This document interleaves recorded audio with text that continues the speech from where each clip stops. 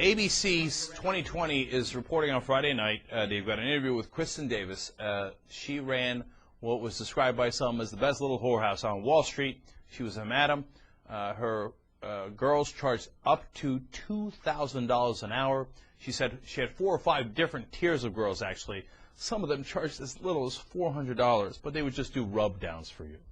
I don't want to know what happens in the rub-downs. So from $400 to $2,000 an hour, and obviously they had a lot of Wall Street clients. In fact, they were just a couple of blocks from the heart of Wall Street, and that's where the guys would go and meet up with people, or they would, of course, meet them at their hotels or apartments, etc. So she has listed some of the names now and how they used to pay for it. The biggest outrage here is how some of them paid for the services. They paid with corporate cards. So credit cards they got from their corporations that were reimbursed by their corporations. Now, are some of those companies the ones that were bailed out or the ones that went under? In fact, we know because she's given us the list, yes. Now, did they do it after they got the bailout money? No, because this happened earlier. But, look, they took those bonuses and they paid all these fees, and then they ran out of money. Now, did they run out of money because they were going to too many hookers? No. But is that egregious and an enormous problem anyway? Yes. Now, if they go to hookers on their own free time and they pay with their own money, hey, man, that's your business. I got no interest in uncovering that or talking about that or whatever. But you're paying with corporate accounts, and then we have to bail out those corporations? That's beyond insane. She says that she would write monthly bills for computer consulting. So you get a girl, and then they say, pretend on the invoice that it's computer consulting. Construction expenses, and then she would send them to their accountants. Okay? Some would just pay the corporate credit card. Others would invoice, but put the fake things like construction, etc. All right. When ABC News contacted one of these executives, he said, no, that was just for entertainment purposes. And then that wasn't for me. That was for clients. And no, they just went out to dinner.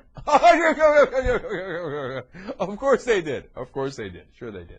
So let's find out who these people were. Not their names, because I don't even want to out their names, honestly.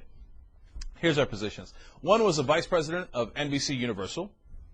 Now, they didn't take any bailout money, so it's, do with it as you like. Another is the part owner of a Major League Baseball team who apparently loves Kelsey. I don't know who Kelsey is, but I'm sure he does. The CEO of one of the country's largest private equity firms who met Cameron at the Peninsula Hotel. She took meticulous notes on all of these. The madam did. By the way, these guys are idiots. If you're going to go to the most, in my mind, the most high-profile madam there is, if you know about it and all your buddies on Wall Street know about it, you think at some point the prosecutors aren't going to know about it? And what do you think? She's going to have ethics and not turn you in?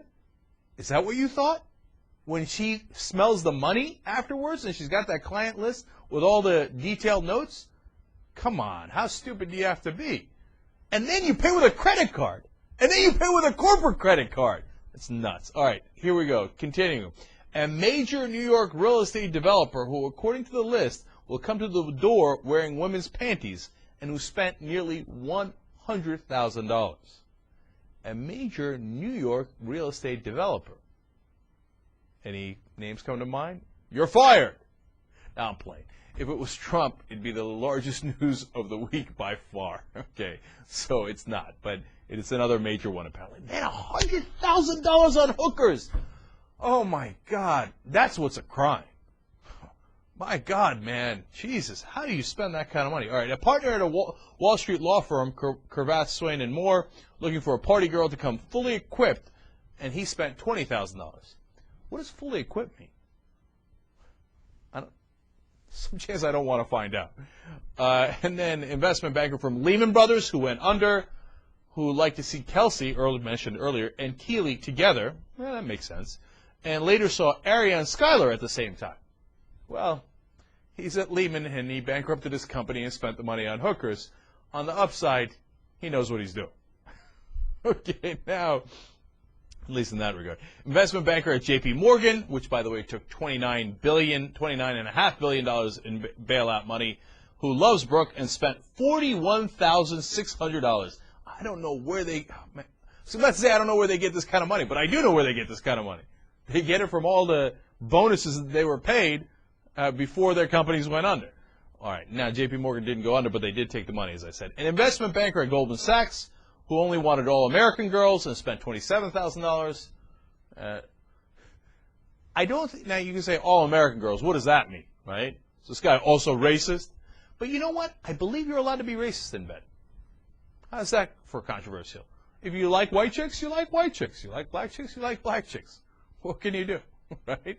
All right, but that's a separate point. Now, another one, a managing director from Merrill Lynch, which also was in one of the biggest troubles, and then it got acquired by Bank of America, and then it turns out they lost a hell of a lot more money than they admitted, and then they paid all their executives $4 billion so they could see Lana and Natalie, among others.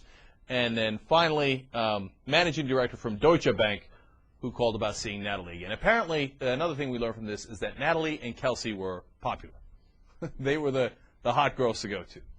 I can't believe that they were this stupid, really. Because one of the reasons that these guys went to these people is because they thought, oh, if you do high-end prostitutes, it won't come out. Whereas I think, I don't have experience in the field, okay? But my guess would be that the girl who's low-end doesn't even know who the hell you are and couldn't even figure out who the hell you are. Whereas the high-end madam knows all these guys and keeps a list.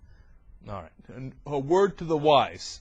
If you're going to rip off your company later and charge money for hookers, don't go to the super high-end, if you ask me. I'm sure that has downsides, too, if you don't go to that high-end.